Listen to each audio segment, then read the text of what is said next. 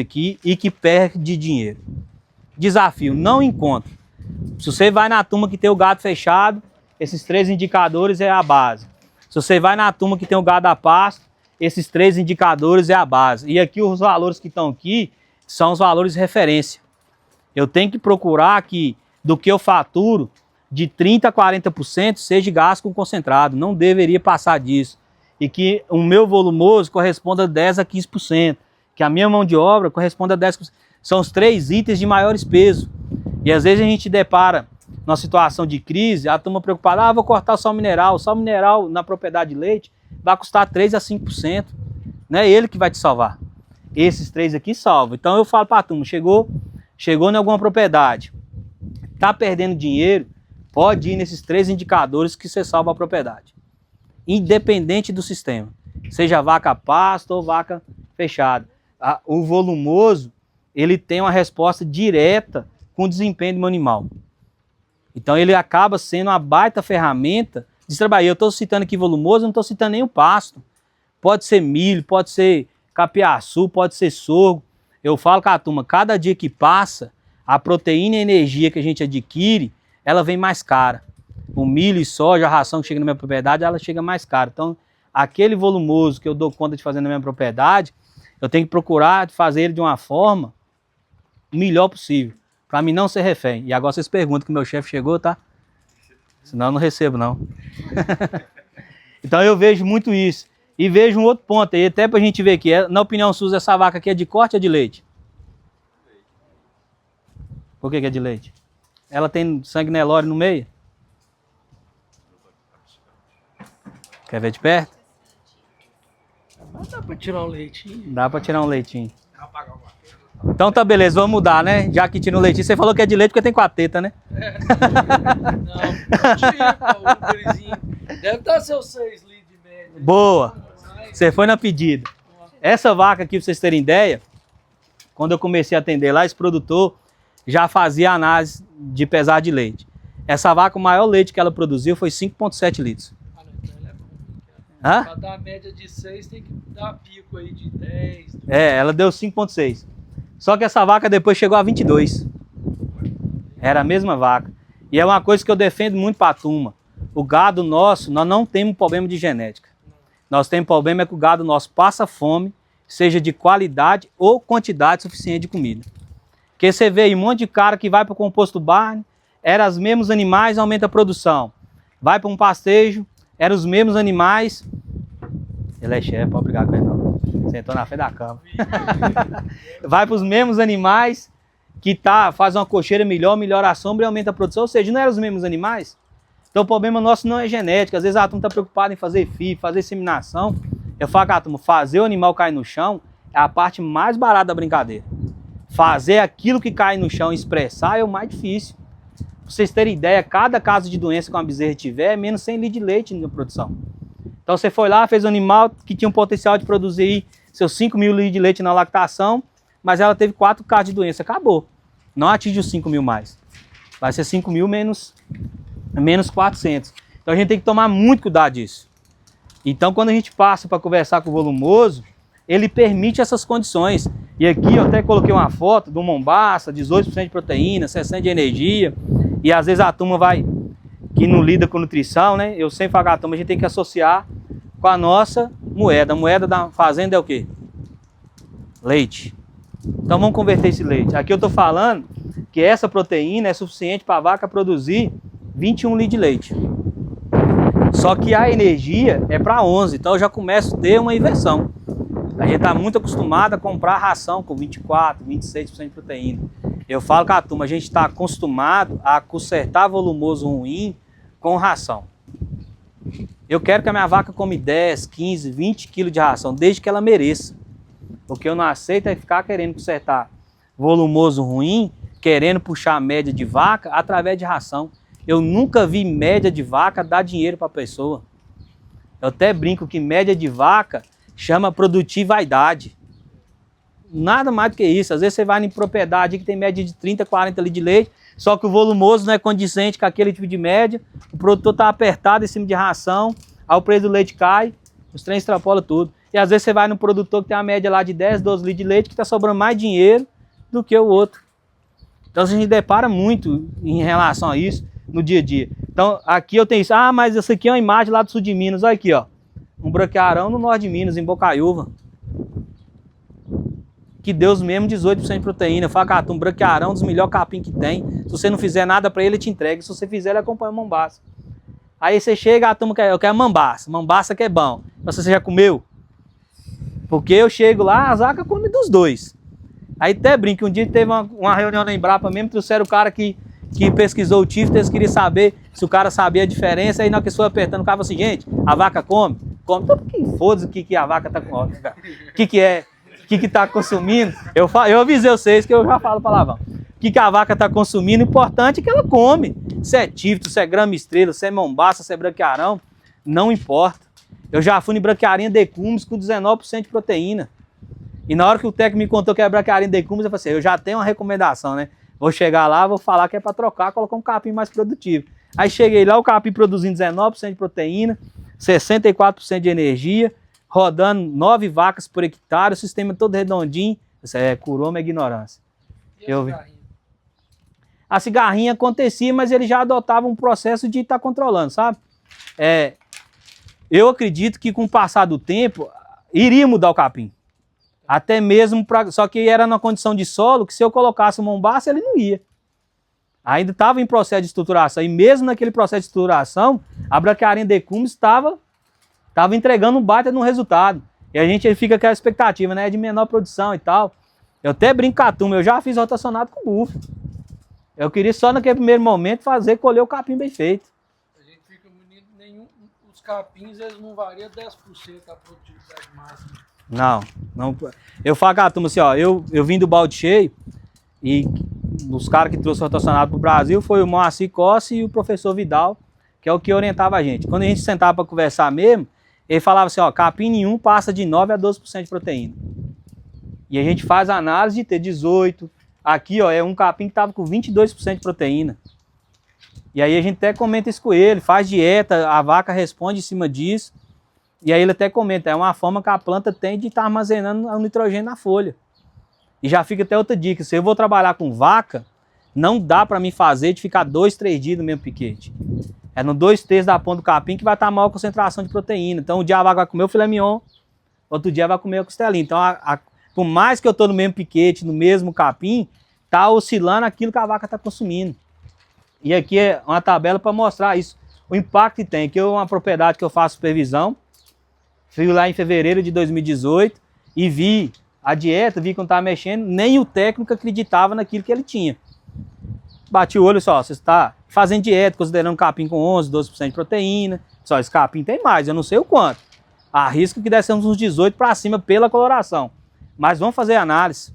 É aqui que eu até citei para vocês, gente. Cada dia que passa, a proteína e a energia que chega na propriedade está mais cara. Se a gente não criar o hábito de analisar o alimento, a gente vai ficar refém. Tive numa propriedade semana agora que passou, o cara, eu quero fazer minhas vacas produzir mais leite, ia estar dando uma silagem de soco com capim. Comprou uma silagem de milho.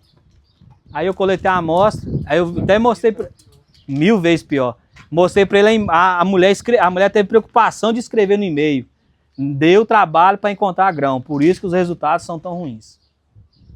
E eu falei com ele, tá vendo? Você tá achando que lá ia dar um baita alimento, simplesmente porque é silagem de milho, então a gente acostuma só ouvir a palavra silagem e acha que silagem tudo é igual. Não é, gente. Às vezes vai pegar uma silagem de capeação, uma silagem de cana, uma silagem de sorgo, que às vezes vai dar uma silagem de milho. Eu nem discuto que a silagem de milho é um baita alimento, mas será que a gente tem manejo para que ela expresse tudo aquilo que ela tem de bom? Será que se eu faço controle de praga, será que eu colho no ponto exato para ter isso? Então é uma reflexão que a gente tem que fazer. Para vender, acontece. E uma outra coisa assim, que é sempre principal. Toda vez que a gente for falar de volumoso, eu tenho que preocupar primeiro com o quê? O meu cliente. Então o meu cliente é a vaca, é a bezerra, é a novilha. Então não tem um volumoso ruim, tem um volumoso que é mal posicionado. Eu não entender se a minha vaca merece uma silagem de milho, eu vou fazer silagem de milho para ela, um rotacionado. Se merece capeaçu, eu vou dar isso para ela. Então é sempre ter isso. Então sempre quem vai terminar qual que é o melhor volumoso é meu cliente é a vaca. É ela que vai pagar as contas da fazenda. Então eu tenho que fazer as coisas mediante que atenda ela e que eu não seja refém dela, que eu não seja refém do sistema. Todo sistema que é engessado demais, que não te permite mudança, ele te quebra. Igual eu falo com a turma quer fazer rotacionada, aí você chega e quer fazer um sistema grande para colocar todo mundo. Primeiro é um sistema que você nunca lidou. Para que você vai fazer grande? Você tem que dar oportunidade para você aprender. A gente até cita para a turma, quando for começar, faz para metade das águas de lactação. Aí beleza, eu fiz um sistema grande. Qualquer sistema, se você olhar, gente, o primeiro lote não dá prejuízo. Eu tenho que preocupar com o segundo, terceiro, vaca seca. Então se eu faço um sistema grande, tem todo mundo. Aí dá uma crise no preço do leite, o adubo tá caro, aí eu tenho que cortar o adubo. Vocês concordam comigo que eu vou estar prejudicando tanto a vaca mais produtiva como a inferior? Agora, se eu tiver mais sistema ou mais módulos, cada um chama de uma forma, eu posso cortar o adubo de uns outros sistemas, ajustar pelo tipo de vaca, e naquele lote que a vaca me dá mais receita, manter a adubação. É isso que eu falo, cara, turma. Quanto mais manejo, quanto mais opção o sistema de produção nos permitir, menos refém a gente fica dele. Que às vezes ocorre, não estou criticando, tem gente que ganha dinheiro com o sistema composto baixo. Só que se você for olhar um sistema mais engessado em relação a uma vaca da pasta. O cara tem que ter na mente que tem que produzir volumoso, tem que ser de qualidade, não pode deixar faltar, não pode, às vezes, aí você chega, o cara monta um sistema desse, tá preocupado com a energia desligando o ventilador. Aí você olha as vacas, mesmo debaixo de um barracão, tá passando por estresse calórico 9, 10 horas da noite, porque o ventilador tá desligado. Então a gente depara muito com isso, então tome muito com o sistema. Então aqui, ó, eles fizeram a análise do capim, o capim tava com 22% de proteína, 65% de energia. Então o produtor que consumia 65 de saco de ração passou para 10 sacos.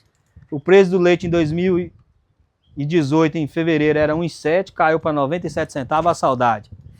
A turma tá achando que hoje tá ruim, né? E só que sobrou ainda para ele 1.800 contos só na ração. R$1.800 faz diferença para a turma que tá aqui? E por isso que eu vejo que o volumoso é uma baita de uma ferramenta. Só que não existe almoço de graça. Para que eu consiga ter esse tipo de capim, esse tipo de produção, existem algumas premissas que eu tenho que estar seguindo. A primeira delas é fazer análise de solo. Então aqui tem uma lei do mínimo na agronomia que é o seguinte, aquilo que eu não corrigir, ele vai travar minha produção. Então muita gente depara com o produtor preocupado, eu quero jogar ureia. Mas eu jogar, mas será que eu tenho fósforo que permite eu desenvolver? Será que eu tenho cálcio que permite desenvolver? E falo muito com a turma, na nossa região, por ser o estresse hídrico, aí que nós devemos adubar mesmo. Você pega uma condição dessa aqui é uma planta que faltou só cálcio e aqui está completa. Quais dessas plantas vocês acham que tolera mais um veranico? E aí, Leide mostrou na apresentação dela o tanto que foi desafioso, nem combinei com ela, né? 2014, 2015, 2016 foi o ano que eu vim pro norte de Minas. Saí de um lugar que estava chovendo mais, vim para isso, mas fiquei apaixonado e sempre eu falo com a turma, na minha opinião, daqui 20, 30 anos, pecuária vai ser de um Vale de Jequitinhonha no norte de Minas. Eu rodo no Triângulo Mineiro, é impressionante, tem hora que você chega lá, com 3 meses de diferença, 3, 4, 5 mil hectares, foi embora, foi pra cana.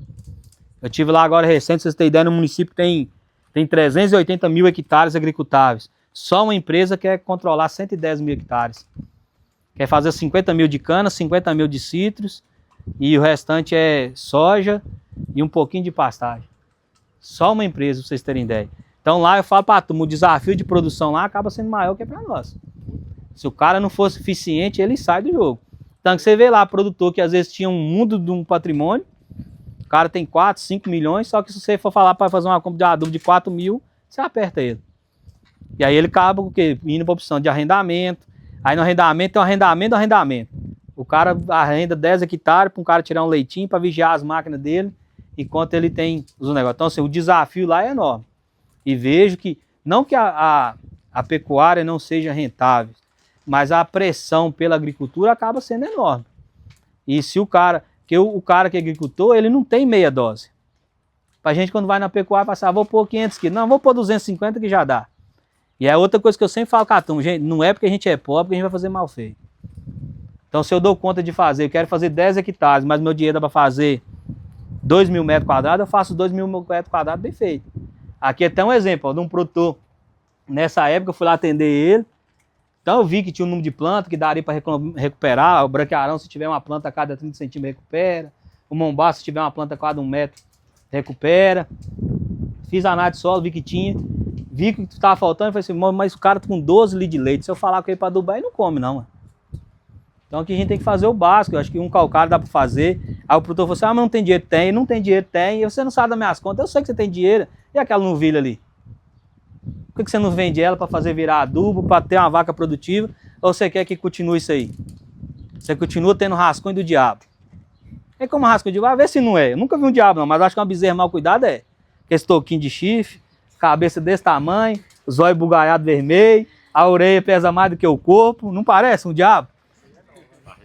Barriguda, daquele jeito, aquelas diarreias, verme até no talo. Então assim, vê de você começar a ter esses rascunhos do diabo, vende esses trem e faz virar comida.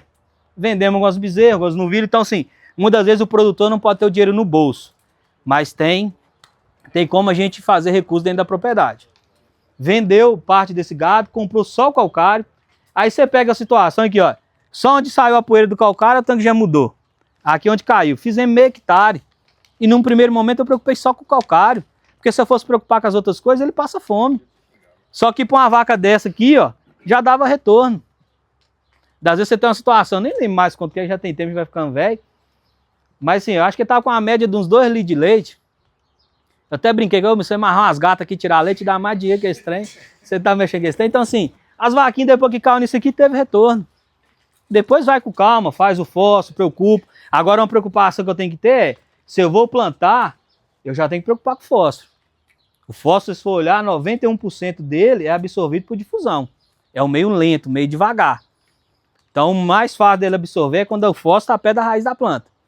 Então eu vou plantar uma cana, já põe o fósforo no suco. Vou plantar um capineiro, fósforo junto com o suco. Vou plantar a palma, põe junto com o suco, para poder dar efeito. Porque senão, se eu jogar em cobertura, fósforo só tem eficiência para quem for pastejo rotacionado. Que a partir do momento que eu estou rotacionando aqui, eu tenho palhada, tem cobertura no solo, sobe umas raizinhas brancas chamadas de célula, e elas dão conta de pegar esse fósforo. Fora isso, se jogar, você está jogando dinheiro fora. Não tem retorno. Então, em pastagem, se ela estiver bem feita, vai durar uns 30, 40 anos. Então, não economize na implantação. Não assusta não, porque todo dia tem planta nascendo e morrendo. Não é a mesma planta que está ali, é quando plantou, não. É muito dinâmico, e a partir do momento que eu entendo essa dinâmica, entendo que todo dia eu tenho extração, quando você pega uma situação dessa aqui, que você põe 10 vacas por hectare, tranquilamente você tira uns 500 kg de super simples. Você tira 1.200 kg de cloreto de potássio. Então a extração é alta. E quando você vai para uma situação, às vezes, de 18, 20 vacas por hectare, a extração é mais alta ainda. Eu até brincar, turma, quando eu comecei a atender, o cara falou assim, se eu fizer tudo isso que você está falando, quantas vacas eu vou colocar? 10. Ele, quanto? 10. Eu tive vergonha de falar, ó. Eu estava vendendo aquilo que os professores me passaram, mas eu nunca tinha visto. Não fazia sentido para mim aqui, não. Aí no dia que eu comecei a fazer, vi um cara colocando 10, outro colocando 12, outro colocando 18, outro colocou 20. Hoje eu tenho tranquilidade de falar com o cara, assim, ó, se você for muito ruim de serviço, você põe 10 vacas por hectare. Não é difícil. Seguir esse arroz com feijão aqui, dá tranquilamente para estar atingindo isso. Um outro resultado aí, ó, de branquearão, que estou eu, ruim de pôr foto, que a gente vai vendo que a gente vai virando monstro. Já ganhei uns quilos a mais de 2014 para cá. Senai é uma mãe, ajuda a gente demais. É a carne com gordura. E até outro ponto, a turma questiona, ah, mas se eu pôr stand de vaca, como é que fica a compactação? Gente, compactação não é fácil. Se fosse, a gente não tinha buraco na estrada. E não tem nada melhor para deixar o solo mais poroso ou descompactar ele do que raiz de planta. Então, a partir do momento que eu tenho muita planta, eu tenho uma planta vistosa desse jeito, e o capim é função espelho, o que ele tiver de folha para cima e projeção, vai ter de raiz para baixo. Vocês não vão ter problema com raiz. Ah, meu solo está compactado, está precisando de subsolar. Pega o dia que você vai gastar de subsolagem e gasta com adubo que você vai ter um retorno. Até maior, porque ele vai te atender. Então, aqui é um pesquisador que quis mostrar que se aumentava ou não. Na verdade, na opinião dele, aumentava a compactação. E os melhores trabalhos que a gente tem hoje para defender a gente foi o que ele fez, querendo mostrar que a gente estava sendo inimigo do meio ambiente. Então aqui, ó, a taxa de filtração de água foi mais elevada a partir do momento que eu tive uma lotação mais alta, porque tem mais raiz, tem mais filtração, tem mais um solo mais poroso, infiltra mais água. Questão de adubo curé, ele mediu também, não traz esse prejuízo. Então, o primeiro dos segredos é esse, entender que o pasto é uma lavoura, entender que eu tenho que adubar, entender a partir do momento que eu fiz o nível de extração é alto, cada dia que passa eu vou estar extraindo mais nutrientes, então eu tenho que preocupar e estar recuperando ele. Próximo passo, Próximo passo que eu tenho que entender muito bem é, se eu pegar o volumoso no início aqui, o capim, a qualidade dele é alta, mas a produção é baixa. Por isso que a gente muito associa, às vezes, até início de diarreia na vacada. Com o passar do tempo, a produção aumenta, mas a qualidade cai. Aqui, geralmente, a turma entra com lambe-lambe, com os proteinados da vida, cada região chama de um jeito. Só que tem um ponto que eles se encontram. E esse ponto que se encontra para passagem para nós é o ponto de colheita. Igual o sorgo, igual o milho tem um ponto de colheita, o pasto também tem. E isso muda de acordo com cada cultivar. Se eu estiver trabalhando com mombaça, com os pânicos da vida, ele vai levar em média de 26 a 28 dias para chegar nesse ponto. Se eu estiver trabalhando com capim na pie, ele vai levar em média de 35 a 40 dias para chegar nesse ponto. Se eu estiver trabalhando com grama, ele vai levar em média de 18 a 20 dias para chegar nesse ponto. O que isso manda para mim? Manda para mim o seguinte, que quem determina o tamanho dos piquetes é a minha cultivar, não sou eu. Então, se eu vou começar em 2 hectares com mombaça, eu faço 28 piquetes. Se eu for começar em meio hectare com mombaça, eu faço os mesmos 28 piquetes. A lotação, vocês podem sempre mirar pela área total. Sempre dá para conseguir colocar 10 vacas por hectare com esses níveis de adubação. Então, se eu for começar em meio hectare, eu vou rodar 5 vacas. E se eu fosse fazer com grama? Na grama eu ia fazer 18 piquetes e ia colocar os mesmos 10 vacas por hectare. Então, a gente não mede o metro quadrado do piquete pela quantidade de vaca, a gente mede o metro quadrado pelo tipo de cultivar que eu estou lidando. E sempre respeitar isso. Se eu quero colher no ponto certo, eu tenho que fazer a quantidade de piquete que na média eu consigo pegar esse ponto de encontro. É a hora que o capim vai ter a maior produção e a melhor qualidade. É aqui que eu vou encontrar aquilo que eu citei para vocês, de 12 a 18% de proteína, às vezes chegando na condição até de 22%, de 60% a 65% de energia, respeitando isso aqui, ó. Então, o primeiro passo foi adubação, o segundo, a quantidade de piquete. Agora, se eu estiver trabalhando para bezerra, para novilha, para gado de corte, eu posso fazer mais dias. Eu não preciso me preocupar de ser um piquete por dia. Para a vaca de leite, que é a condicionante. Se eu quero colher no ponto certo, tem que fazer um piquete por dia para ela estar consumindo isso. 20 minutos. E qual que é o outro ponto que eu tenho que entender? Até citei para vocês. O capim é função espelho. O que eu cortar por cima vai morrer de raiz por baixo. Então, se eu for trabalhar com mombaça, coloquei o gado para pastejar, meu resíduo tem que ser de 35 centímetros. Se eu for trabalhar com a braquiária, coloquei o gado para pastejar, meu resíduo tem que ser de 20 a 25 centímetros. Se eu for trabalhar com a grama, coloquei o gado para pastejar, tem que ser de 5 a 7 centímetros. Aí sobre o resíduo, na hora que a gente estiver ali no campo, eu faço minhas considerações sobre isso. E outro ponto que eu vejo que é essencial, a gente já até comentou um pouco disso. Não deixe de fazer a análise do capim, do volumoso, do alimento que você tem na propriedade. De chegar até um nível de, às vezes, um dia fazer até a análise de adubação. Não esqueça que vocês estão no Brasil, tem 210 milhões de habitantes querendo passar a perna no outro. Na ração, não deixe de fazer isso. Porque cada dia que passa, a gente depara com essas situações. Cada dia que passa, nós não podemos ficar continuando trabalhando com a análise média de tabela de pesquisa, porque as coisas são muito dinâmicas. Beleza? Aqui estão meus contatos, quem quiser a apresentação depois pode entrar em contato, mas nós vamos ler ainda a campo. Como é que você tem feito essas análises? Qual laboratório, qual que é a rotina? Põe correio, congela, não congela? Em Bocaiúva tem a opção da CCPR. Quem é cliente da CCPR, que muitos chamam de Itambé, ela faz a análise do volumoso por ser gratuito. E lá em Bocaiúva eu entrego na própria cooperativa. Eu geralmente coleto, embalo a vácuo, aí tem algumas formas. Então assim, esse cara da Cilada de Milho foi até interessante que eu fui querer fazer um negócio, não, vou ter um trem aqui, o cara tem mais dinheiro. Aí tinha um embalador a vácuo para carne, dentro de casa nós usamos. Mas dá para fazer, por exemplo, você pegar aqui esse papel filme, que geralmente a turma põe em cima de salada, você joga o volumoso dentro dele e vai apertando, pega uma caneta, vem furando, tirando o ar, aperta de novo, vai passando filme, então assim, fica uma vedação boa demais. Outra parte que dá pra gente fazer, como é que é? Não tem aqueles papel filme, aqueles plásticos que põe em cima de salada, geralmente tem em casa, e passa, sulfilme, você põe ele, aí você vai apertando. O capim, qualquer capim, você corta ele, o capim eu vou andando, simulando o comportamento da vaca. Eu não paro na toceira e corto, não. Vou andando, puxando com a mão mesmo, e jogando a vazia. Depois pico e põe nessa embalagem. Então você pica. pica ele para embalar. Aí toma cuidado Aí de... você pica o quê? Com a tesourinha? Com a tesoura. Entendeu? Pica aí com a tesoura e coloca. Eu não me preocupo muito de congelar, não me preocupo muito com a matéria seca, não, que a matéria seca eu acho mais fácil fazer na propriedade, no micro-ondas.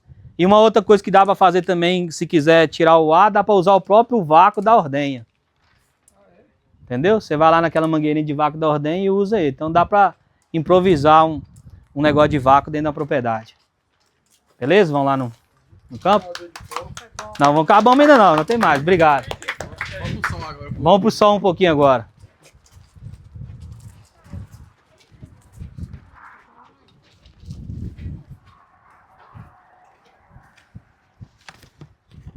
Vai, cadê? Pode continuar, né?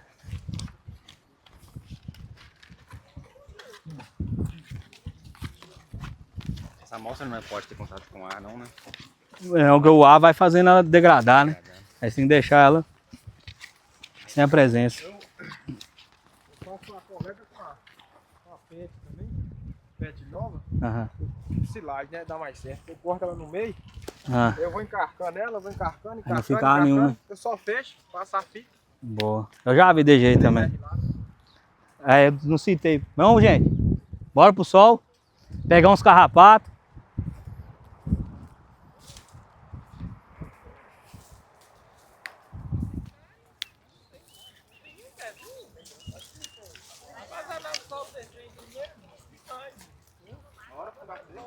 Bora, gente.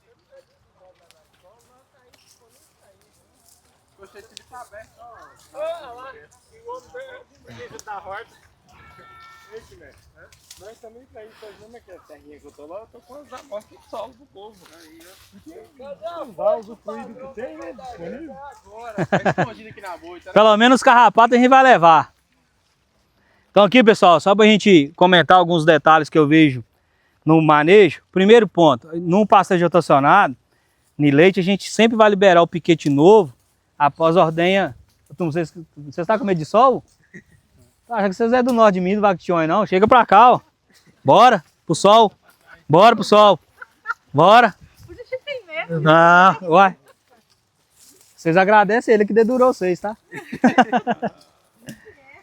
Cadê o Luiz Rodolfo? Eu só esqueci de responder lá, os laboratórios é 3R Lab e Exalc que eu mando. E para pastejo é bom pedir análise química, que muitas vezes a turma quer usar o NIF, que é para o médio de comparação, só que nem sempre você tem a quantidade de amostra suficiente para ter aqui. Da silagem de milho é tranquilo, agora de pasto você já vê uma diferença. Então sempre eu vou liberar para a vaca no piquete após a ordem da tarde. Eu quero que ela consuma no horário mais fresco do dia. Tanto que eu já tive situações de ter holandesa pura no norte de Minas, estando pastejando isso. Porque a vaca vai gastar 6, 8 horas para pastejar. E esse horário que ela vai estar realizando isso, ela vai estar no horário mais fresco. Vou colocar a vaca no rotacionado. Eu já sempre olho os três próximos piquetes. Por quê? Se eu coloquei aqui 10 vacas, rapou, passou do resíduo, e lembrando que se for o caso do Mombasa, teria que ser 35 centímetros, eu já vou ajustando minha lotação para não continuar prejuízo para os meus animais e para o meu capim mais para frente. Então sempre, quando começar, coloca os três próximos piquetes e avalia. E aí entra alguns pontos que eu sempre falo com a turma. Todos os capim têm ponto positivo e ponto negativo. O que eu tenho que saber, o que ele vai ter de positivo vai expressar. Um exemplo, Tifto produz para danar, é um dos que mais produz. Só que eu vou estar sempre refém de roçada. Eu estou disposto a passar por isso? E eu falo com vocês, para mim o capim mais difícil de manejo é ele. Tem 14 anos que eu mexo, até hoje eu só tive um produtor que deu conta de mexer. Depois de anos de prática, né? O dele lá, até que ele conseguiu com certa rapidez, sabe?